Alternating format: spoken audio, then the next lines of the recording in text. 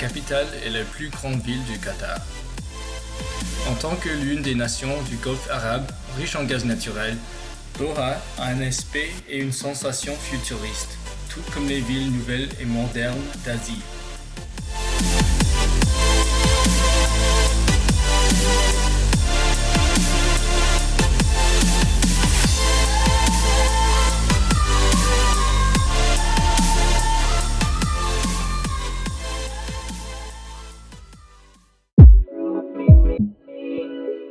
Le Qatar est un petit pays arabe situé sur une petite péninsule où elle a une frontière terrestre avec l'Arabie Saoudite.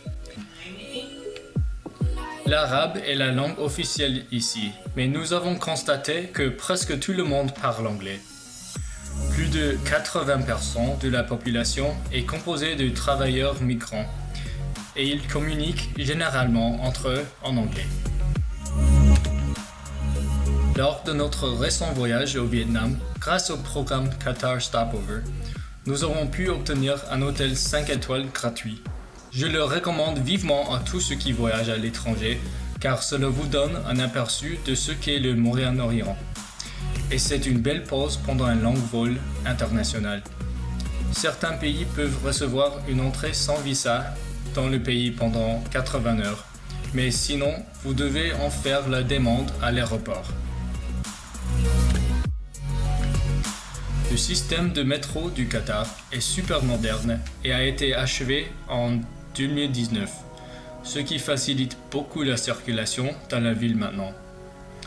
Cette fois, nous avons utilisé le métro pour aller presque partout. Pour un bon marché de 9 Qatari Rials, pour un pass d'une journée complète, vous pouvez même l'utiliser pour vous rendre à l'aéroport.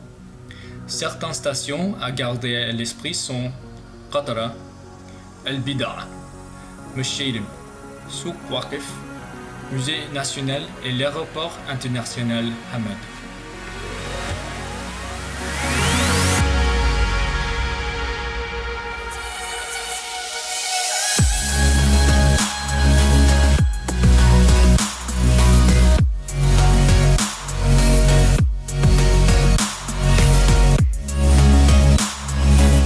Le personnel de l'hôtel nous avait recommandé de visiter la plage de Qatara.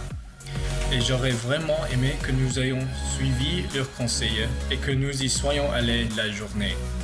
C'était agréable de se promener dans le village de Qatara la nuit, mais quand nous sommes arrivés, il n'y avait pas grand-chose.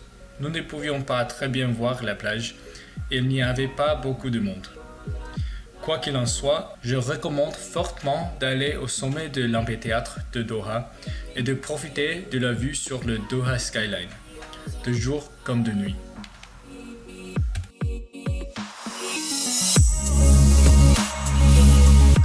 Plusieurs activités que je recommande en venant ici incluent le musée d'art islamique de Doha, le Souk Waqif, le village culturel de Qatara et le Pearl Qatar. Vous pouvez également réserver une visite pour avoir un aperçu rapide de la ville si vous avez une escale plus courte. Ou vous pouvez faire de l'équitation à dos de chameau ou faire un safari dans le désert si vous avez un séjour plus long.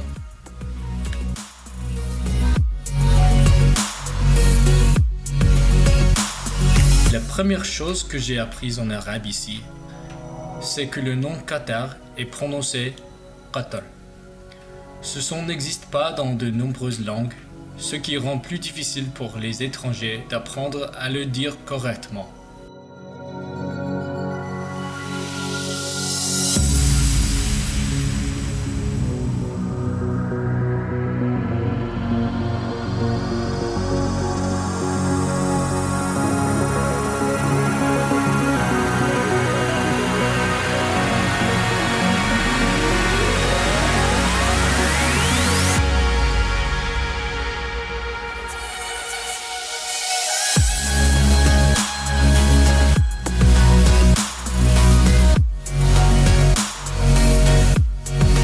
En ce qui concerne la nourriture, j'ai été un peu déçu par les options que nous avions ici, car il ne semblait pas y avoir des cuisines traditionnelles qataries locales.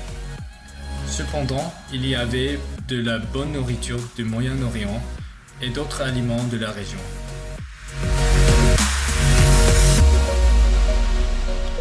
J'ai été vraiment surpris du nombre de chaînes de restaurants américains dans tout le Qatar. Mais je recommanderais de les ignorer car elles n'ont rien de spécial. Je choisirais d'essayer de manger plus des autres cuisines régionales, des restaurants du village de Qatara ou de souk.